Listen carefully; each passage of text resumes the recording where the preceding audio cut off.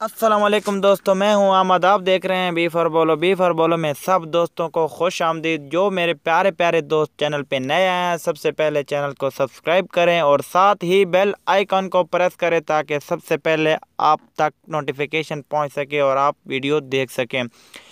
تو دوستو آئیے چلتے ہیں ہم اپنی ویڈیو کی جانب۔ کچھ ہفتوں پہلے میرا فیصل آباد سے اسلام آباد کا سفر تھا۔ مقررہ دن سے ایک دن پہلے میں نے ادھر گجرانوالہ ایک ٹرمینل پر کال کی۔ ان کی ابھی نئی ڈیوو کی بس سروس شروع ہوئی تھی جس میں ایک لڑکی ہوسٹ ہوتی ہے۔ تو ایک دن پہلے کال کرنے پر مجھے بالکل ہوسٹ کے سامنے والی سیٹ ملی۔ خیر ڈیوو میرے علاقے سے گزری تو میں بیٹھ گیا۔ لڑکی چوک کے پاس ہی تو تھی تو کولڈ ڈرنک نکالی اور مجھے پیش کر دی۔ ایک مسکراہٹ کے ساتھ اس کا شکریہ ادا کیا اور کولڈ ڈرنکس پی، پھر نمکو بھی ملی۔ جب موٹر وے پر آئے تو اس نے کیک اور جوس بھی پیش کیا۔ جب ہوسٹ فارغ ہو گئی اور میرے ساتھ آ کر بیٹھی، میں نے اس کے چہرے پر غور کیا تو مجھے لگا کہ ابھی اس کی عمر بہت کم ہے۔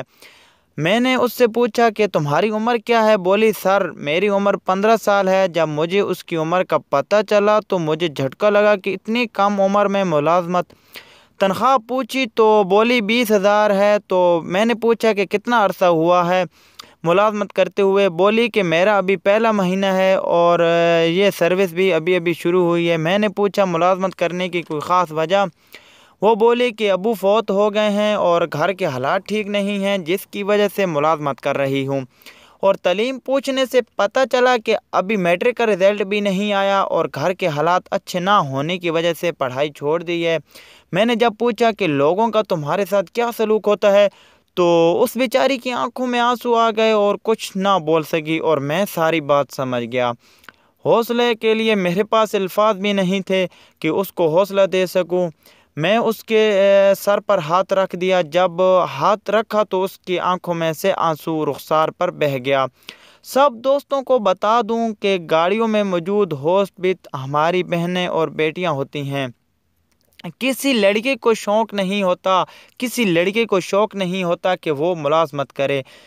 ہر انسان کی مجبوری ہوتی ہے۔ مجبوریاں انسان سے بہت کچھ کروا دیتی ہیں۔ آپ ان کی پیسوں سے مدد نہیں کر سکتے تو نہ کریں، بالکل نہ کریں۔ وہ آپ سے پیسے بھی نہیں مانگیں گی۔ کم از کم آپ ان کی عزت تو کریں، ان سے احترام سے پیش آیا کریں۔